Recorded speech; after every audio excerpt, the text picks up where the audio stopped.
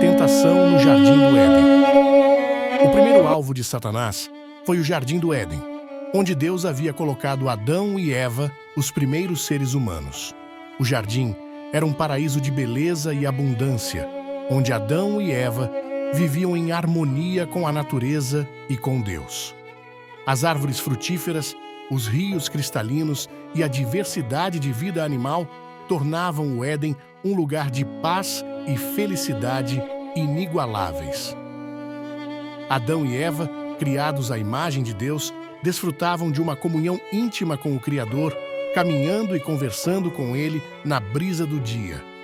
Satanás, ciente da pureza e da harmonia que existiam no Jardim do Éden, viu ali uma oportunidade de infligir dor a Deus ao corromper a humanidade. Determinado a separar os humanos do Criador, ele assumiu a forma de uma serpente, uma criatura astuta e enganadora. Deslizando silenciosamente entre as árvores, ele se aproximou de Eva, observando-a com olhos penetrantes. A serpente começou a falar com Eva, sua voz sedutora e persuasiva. "É verdade que Deus disse para não comerem de nenhuma árvore do jardim?" perguntou ele, insinuando que Deus poderia estar escondendo algo valioso deles. Eva respondeu, corrigindo-o: "Podemos comer do fruto das árvores do jardim, mas Deus disse que não devemos comer do fruto da árvore que está no meio do jardim, nem tocá-lo, para que não morramos." Satanás, aproveitando a abertura, plantou sementes de dúvida no coração de Eva. "Certamente não morrerão", disse ele com um sorriso malicioso. "Deus sabe que no dia em que comerem desse fruto, seus olhos se abrirão e vocês serão como Deus, conhecendo o bem e o mal." Eva, intrigada e seduzida pelas palavras da serpente, olhou para o fruto proibido. Parecia delicioso e atraente, e a promessa de sabedoria e poder a tentava profundamente. Lentamente, ela estendeu a mão, colheu o fruto e o comeu. Ao sentir o sabor, uma sensação de estranha percepção e vulnerabilidade tomou conta dela. Em seguida, ela ofereceu o fruto a Adão, que, sem hesitar, também comeu. Com esse ato de desobediência, algo fundamentalmente mudou. Os olhos de Adão e Eva foram abertos, e eles perceberam que estavam nus. Sentiram vergonha pela primeira vez e tentaram cobrir-se com folhas de figueira. A inocência havia sido perdida, e uma nova realidade de culpa e medo se instalou. Quando ouviram a voz de Deus no jardim, chamando-os, Adão e Eva se esconderam entre as árvores. Deus, sabendo o que havia ocorrido, perguntou: "Onde estão?" Adão respondeu timidamente: "Ouvi tua voz no jardim e tive medo porque estava nu, por isso me escondi." Deus indagou: "Quem lhe disse que estava nu? Você comeu da árvore da qual lhe proibi comer?"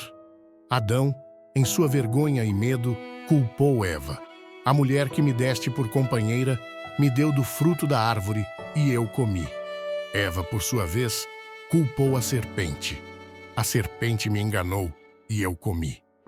Deus então pronunciou o julgamento sobre todos os envolvidos. A serpente, ele disse: "Por causa do que você fez, maldita é você entre todos os animais domésticos e selvagens. Você rastejará sobre o seu ventre e comerá pó todos os dias da sua vida. Porei inimizade entre você e a mulher, entre a sua descendência e o descendente dela. Este lhe ferirá a cabeça, e você lhe ferirá o calcanhar." A mulher, Deus disse: "Multiplicarei grandemente o seu sofrimento na gravidez. Com dor, você dará à luz filhos. Seu desejo será para o seu marido, e ele a dominará." E a Adão, ele disse: "Por ter dado ouvidos à sua mulher e comido da árvore da qual lhe ordenei que não comesse, maldita é a terra por sua causa. Com sofrimento você se alimentará dela todos os dias da sua vida. Ela lhe dará espinhos e ervas daninhas, e você terá que alimentar-se das plantas do campo. Com o suor do seu rosto, você comerá o seu pão, até que volte à terra, pois dela você foi tirado, porque você é pó, e ao pó voltará." Adão e Eva foram então expulsos do jardim do Éden. Um querubim com uma espada flamejante foi colocado na entrada para impedir que voltassem e tivessem acesso à árvore da vida, que poderia conferir-lhes a imortalidade. A humanidade, agora sob a influência do pecado e da morte, iniciou uma nova existência fora do paraíso, enfrentando um mundo marcado pelo sofrimento e pela separação de Deus. Entretanto, mesmo em meio ao juízo, havia um fio de esperança. Deus prometeu que um dia a descendência da mulher esmagaria a cabeça da serpente, apontando para uma futura redenção e restauração. A batalha entre o bem e o mal continuava, mas a promessa de um Salvador trazia a esperança de um retorno à comunhão perdida com o Criador. Com a queda da humanidade, Satanás continuou sua campanha de corrupção e destruição. Ele e seus demônios trabalharam incessantemente para desviar os seres humanos do caminho de Deus, usando mentiras, tentações e enganos para levar as pessoas ao pecado. No entanto, Deus não abandonou sua criação.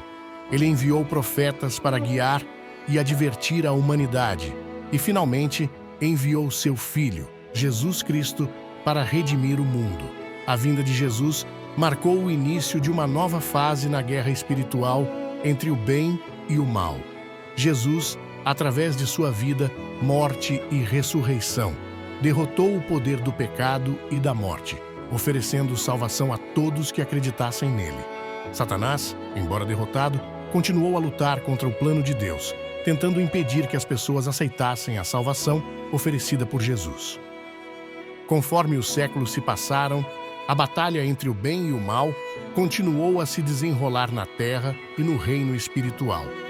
Satanás e seus demônios trabalharam incessantemente para corromper a humanidade, incitando guerras, disseminando ódio e alimentando o pecado. No entanto, Deus nunca deixou de guiar e proteger seu povo. Os profetas foram enviados para alertar e corrigir os caminhos dos homens. E, finalmente, o Messias prometido, Jesus Cristo, veio ao mundo para trazer a salvação. Através de sua vida, morte e ressurreição, Jesus ofereceu uma esperança renovada de redenção.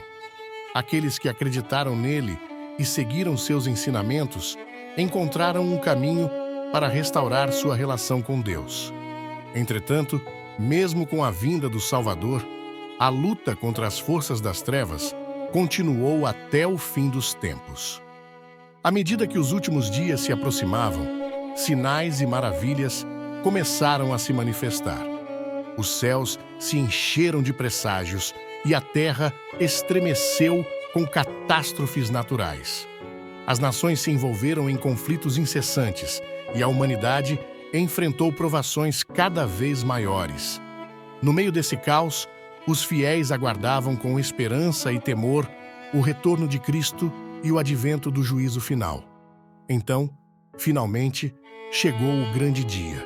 O céu se abriu e Jesus Cristo apareceu em glória, acompanhado por legiões de anjos. A trombeta final soou, convocando vivos e mortos a se apresentarem perante o trono de Deus. Em um instante, todos foram reunidos para o julgamento supremo. Os livros foram abertos, registrando as ações de cada ser humano. Jesus, o justo juiz, separou as ovelhas dos bodes, os justos dos ímpios. Aqueles que seguiram os mandamentos de Deus e aceitaram a salvação oferecida por Cristo foram convidados a entrar no reino eterno. Venham benditos de meu Pai, recebam como herança o reino preparado para vocês desde a criação do mundo, disse ele. Estes foram levados para um lugar de eterna paz, onde não havia mais dor, tristeza ou morte. A Nova Jerusalém desceu do céu, brilhando com a glória de Deus, e ali os justos habitaram em comunhão perfeita com o Criador. Mas para os ímpios, o destino era muito diferente. Satanás e seus demônios, responsáveis por tanta destruição e sofrimento, foram finalmente derrotados. As hostes celestiais, lideradas por Miguel, enfrentaram os últimos resquícios das forças das trevas em uma batalha decisiva. Satanás foi capturado e levado perante o trono de julgamento. Sua rebelião havia chegado ao fim. O lago de fogo, preparado para o diabo e seus anjos, aguardava. Satanás, o grande enganador, foi lançado nele, seguido por seus demônios e todos aqueles que o seguiram e rejeitaram a verdade divina. Lá, sofreriam tormento eterno, separados para sempre da luz e da presença de Deus. O mal foi erradicado e a justiça divina prevaleceu. Com o mal definitivamente derrotado, a criação foi restaurada à sua glória original. Deus fez novas todas as coisas. A terra e o céu foram renovados, livres da corrupção e do pecado. A harmonia e a paz, que haviam sido perdidas no Éden, foram finalmente restauradas.